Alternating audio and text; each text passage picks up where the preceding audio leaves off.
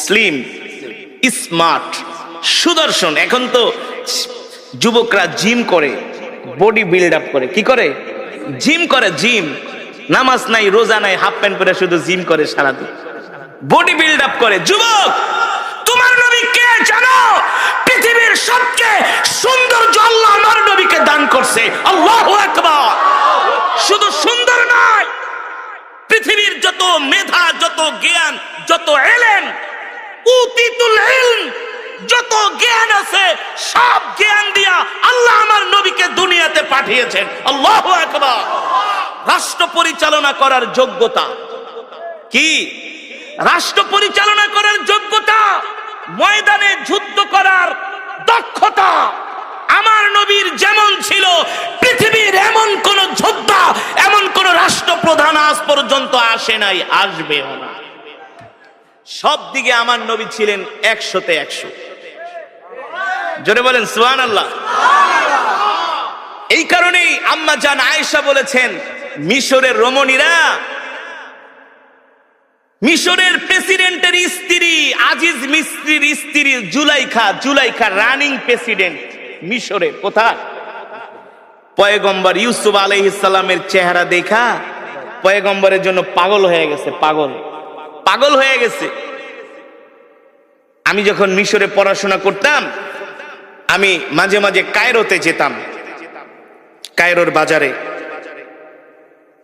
তো মাঝে মাঝে কায়রোতে যাওয়ার পরে এত সুন্দর মিশরের পুরুষগুলো, সব এক সাইজ। কয় সাইজ? দেখতে যেমন একেবারে এক সাইজ, এমন সুন্দর, এমন সুদর্শন, যেটা ভাষায় প্রকাশ করার মতো না। তো পুরুষের সৌন্দর্য যদি এমন হয়, তো রমণীরা কেমন হইতে পারে? এবার চিন্তা করেন তো। জুলাইখা কেমন সুন্দর, সে পয়গম্বর ইউসুফের চেহারা দেখে পাগল হয়ে গেছে। জুলাইখার বান্ধবীরা চিঠি লেখছে, এ জুলাইখা, কার জন্য পাগল হলি? তুই একটা প্রেসিডেন্টের স্ত্রী হইয়া সাধারণ একটা গোলামের জন্য পাগল হয়ে গেছস।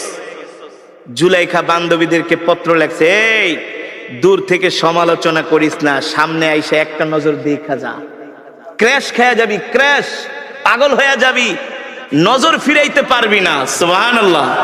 জোরে বলুন সুবহানাল্লাহ। জুলাইখা ছিলেন চালাক, বুদ্ধিমতী। তার বান্ধবীদেরকে ডাকছে, আয়, দূরে থেকে তো আমারে গালাগালি করো, সামনে এসে দেখা যা, এক ঝলক দেখা যা, এক নজর দেখা যা। জুলাইখার বান্ধবীরা আসছে, সবার হাতে আপেল দিয়েছে। কি দিয়েছে? আপেল আর ছুরি দিছে। যে গোলামে লেগা পাগল হইছি, একটু পরে গোলাম এদিক দিয়ে যাবে, এক নজর দেখবি, বেশি না। কয় নজর?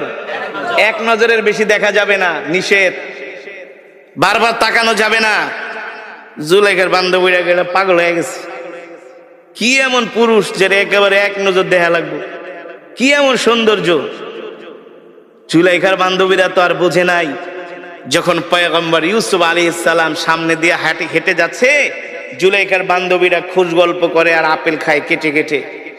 পয়গম্বর ইউসুফ যাচ্ছেন, এক বান্ধবী আর এক বান্ধবীকে, বন্ধু দেখ, তাকায় দেখ, এটা কি মানুষ নাকি ফেরেশতা? সুবহানাল্লাহ।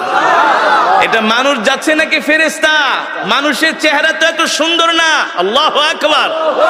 জুলাইখার বান্ধবীরা আপেল খাইব তো দূরের কথা, পয়গম্বর ইউসুফ আলাইহিস সালামের চেহারার দিকে তাকায়, আপেল কাটতে কাটতে একেবারে আঙ্গুল কেটে ফেলায় রক্ত বের করে ফেলাইছে। কিন্তু তার নজর চেহারার থেকে নজর ফিরাতে পারে না।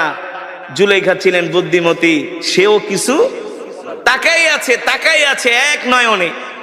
জুলাইখা ডাক দিয়ে, কিরে, আপেল খাবি না ওই গোলামডারে দেখবি? জুলাইখা সব বান্ধবীরা হাতের দিকে তাকায় দেখে আঙ্গুল কেটে ফেলাইছে, রক্ত পড়তেছে। জুলাইখাকে, ব্যাপার কি?